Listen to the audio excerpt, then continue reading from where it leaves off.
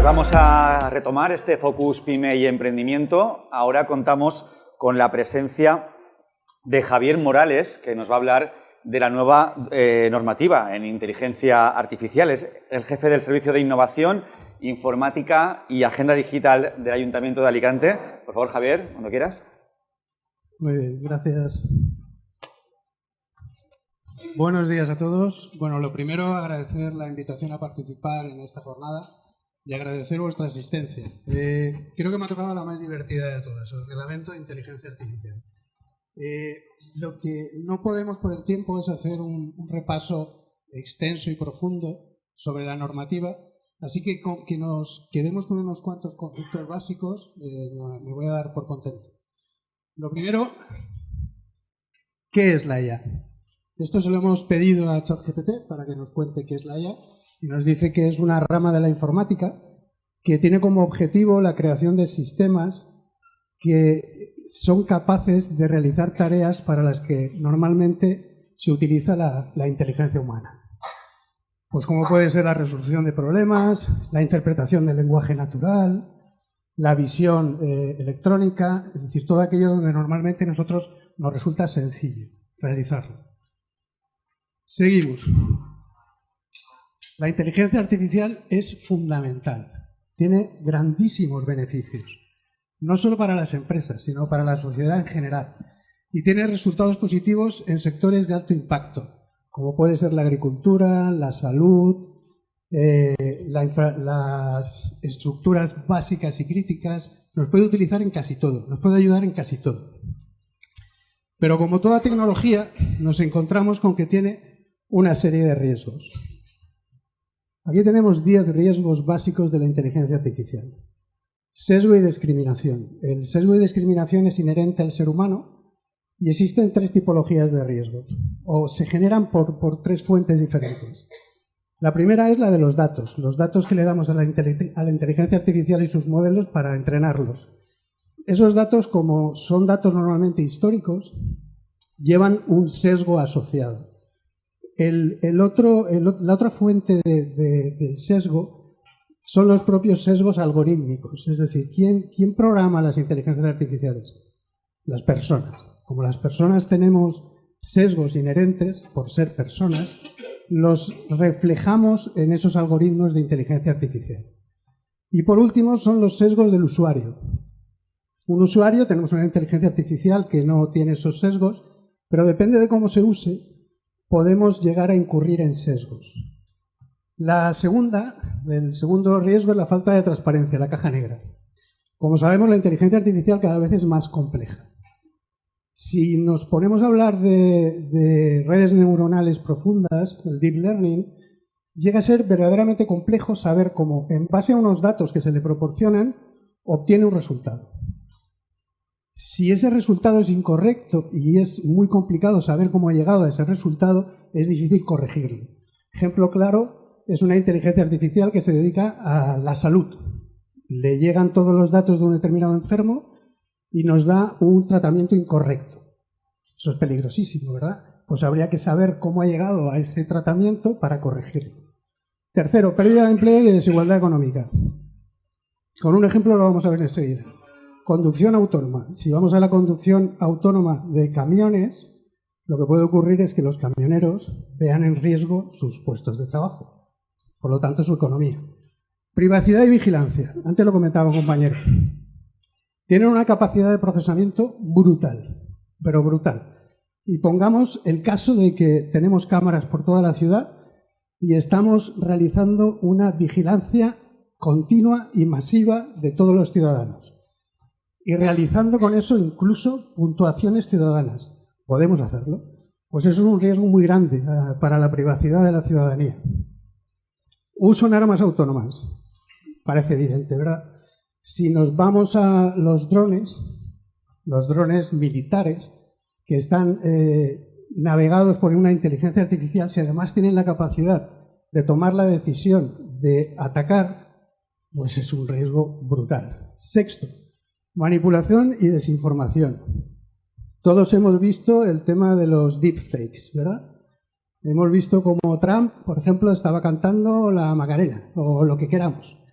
La capacidad de manipulación, de creación, de generación de contenido, si no tiene ningún control, nos puede llevar a tomar decisiones erróneas o a modificar incluso determinadas selecciones. Es decir, es muy, muy peligroso. Seguridad de ciberataques.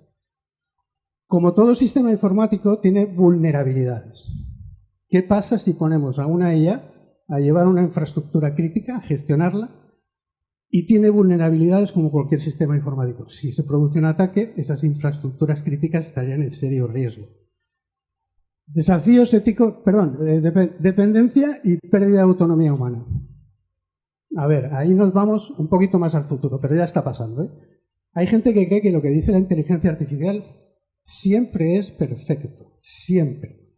Y cuando quiere recabar información, va a la inteligencia artificial, la coge y la da por buena. ¿Qué es lo que ocurre? Que eso no es así. O sea, hay que ser muy lógico, ¿eh? Estuve en Málaga la semana pasada en un congreso del Supremo y era la inteligencia artificial aplicada a la base judicial. Y ponían múltiples ejemplos de abogados que están utilizando la inteligencia artificial para ir al juicio preparado con la información, y en muchísimos casos los artículos eran incorrectos, la información era errónea. Es decir, no pensemos que eso siempre es así. Tenemos dependencia, ¿por qué? Porque si siempre pensamos que lo que nos dice la inteligencia artificial es perfecto, nosotros no entramos a criticar, pues no somos independientes. Desafíos éticos y morales. Voy un poquito más rápido. Tenemos un accidente con un vehículo autónomo, un accidente inevitable, ¿eh? No hay forma de evitarlo. Y tenemos el vehículo, un mayor y un niño. Y no se puede evitar el accidente. ¿Cuál es la base que tiene la inteligencia artificial? Debe de, primero, defender a los ocupantes del vehículo. Intentar evitar el accidente. No puedo evitarlo. Pues ahora tiene que decidir. O voy por en medio y me llevo al mayor y al niño, o voy a la derecha o voy a la izquierda. Los desafíos éticos son enormes. Y por último, el riesgo existencial. Ahí entramos en la teoría. Antes comentabas que había diferentes tipos de inteligencia artificial. Tenemos la inteligencia artificial débil, denominada narrow, la inteligencia artificial fuerte, que es denominada general, y luego tenemos la superinteligencia. La superinteligencia es cuando la inteligencia artificial supera con creces las capacidades cognitivas humanas. Ahí estamos hablando ya de películas clásicas que todos conocemos, donde una inteligencia artificial se vuelve loca y nos lleva a todos a la extinción. Esa es la parte que quería ver. Seguimos.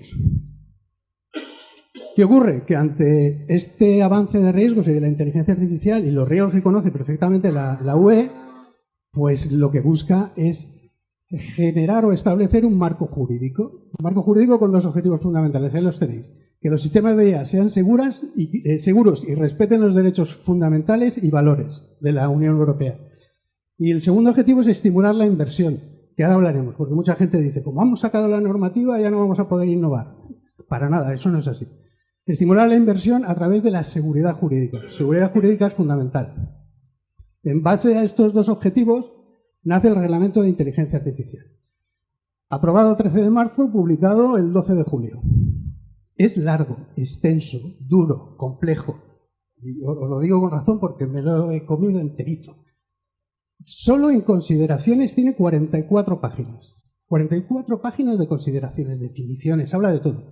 Cientos de artículos y 13 anexos, ni más ni menos. Pero fundamental para el desarrollo de la innovación en inteligencia artificial. Antes hemos visto una definición que nos daba ChatGPT, ¿vale?, sobre la inteligencia artificial. Esta es la que nos da el reglamento en base a la que nos dio la OCDE. Como podéis ver, es mucho más extensa, mucho más generalista. Intenta abarcar las posibles modificaciones futuras que se puedan producir en la inteligencia artificial. Por eso es así. Y hace una distinción clara entre sistemas y modelos de IA de uso general. Un modelo de IA de uso general realiza una determinada tarea. ¿Y qué diferencia hay entre el modelo y el sistema? El sistema está compuesto por uno o más modelos de inteligencia artificial y en base a esos datos produce una salida. Tiene una interface de salida hacia afuera.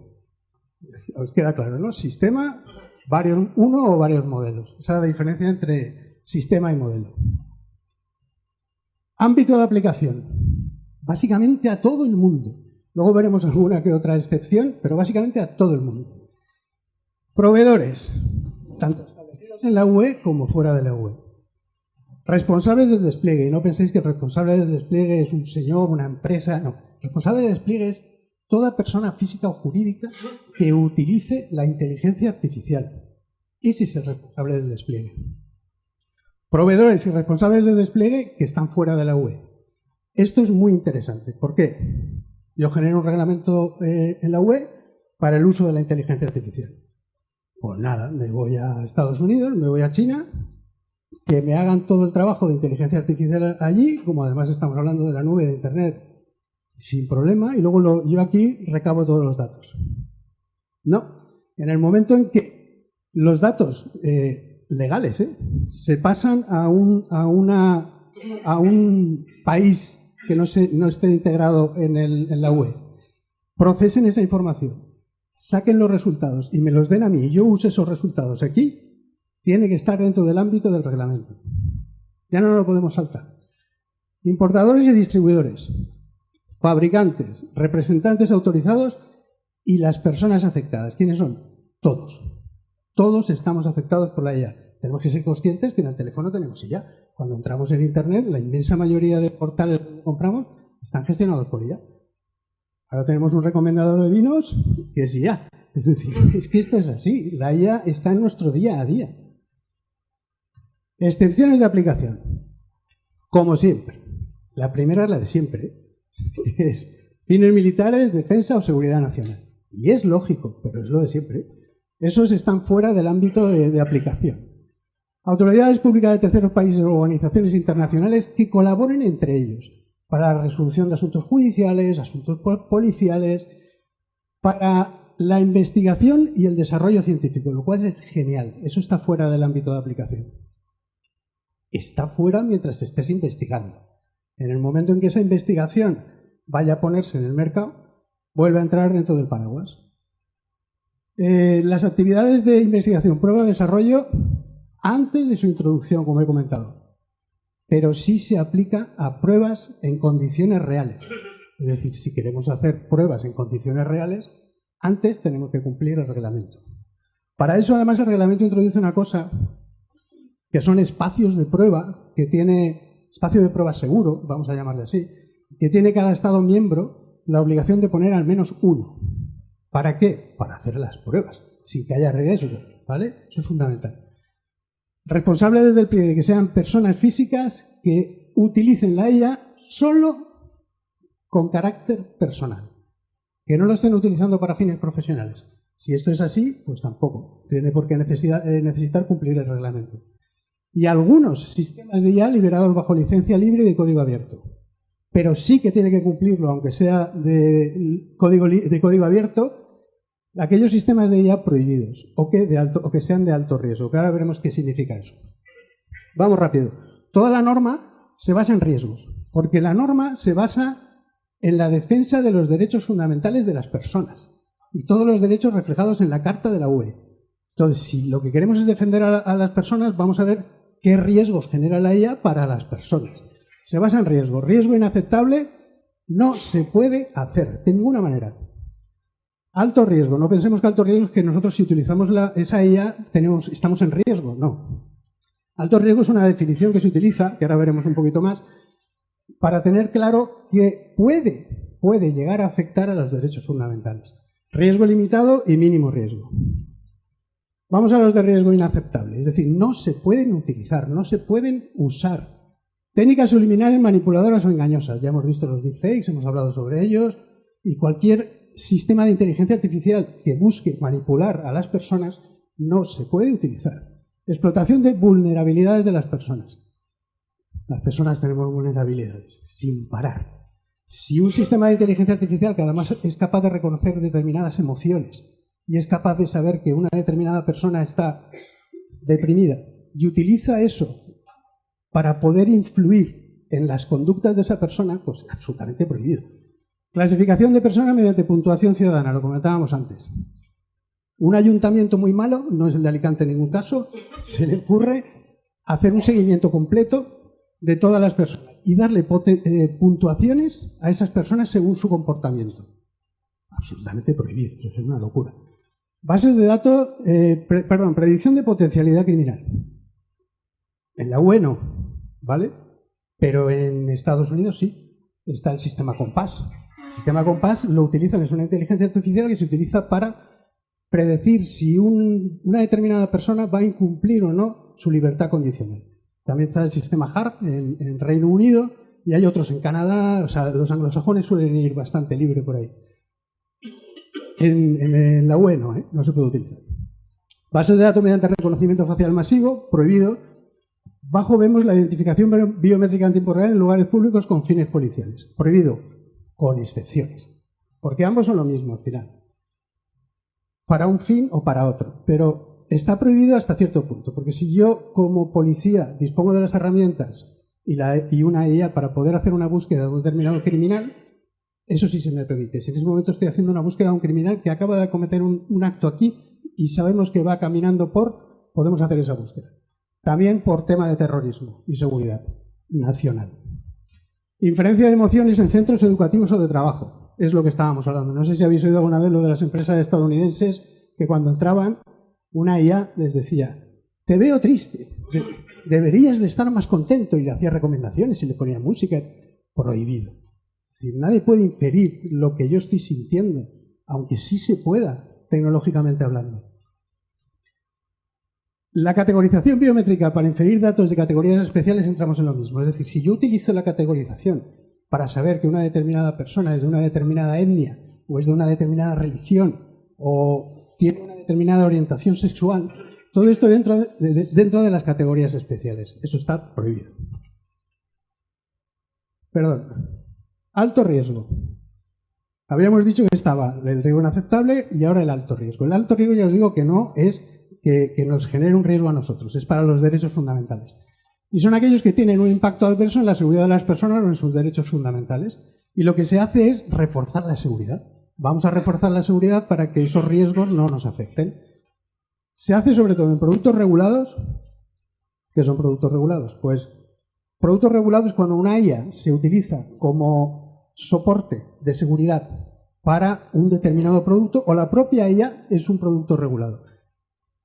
Juguetes, electrodomésticos, vehículos, aviones, drones, lo que queramos, ¿vale? Eso es un producto regulado.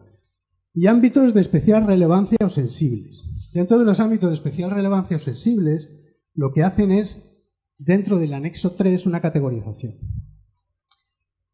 Y lo dividen en 8 apartados, que son los de biometría, infraestructuras críticas, educación y formación profesional, empleo, servicios públicos y privados esenciales, garantía del cumplimiento del derecho, migración, asilo y gestión del control fronterizo, administración de justicia y procesos democráticos. Todos esos son los ámbitos de especial relevancia. Y los requisitos que se aplican a esos sistemas que pueden producir un riesgo son los que veis ahí. Sistema de gestión de riesgos, sujeción a prácticas, que sea transparente, que sepamos cómo hace las cosas, que podamos supervisarla, que haya aplicación humana. Es decir, hay muchísimas. Es que no me quiero enrollar porque de tiempo iremos justo ya. ¿Qué es lo que pasa si incumplimos? Esto es ya para llamar la atención. Por aquello de incumplimiento de las prohibiciones, aquello que está prohibido. 35 millones de euros pueden caernos, o el 7% del volumen de negocio mundial correspondiente al ejercicio anterior, si esta fuese superior. Lo digo una vez nada más porque luego en los otros dos es lo mismo.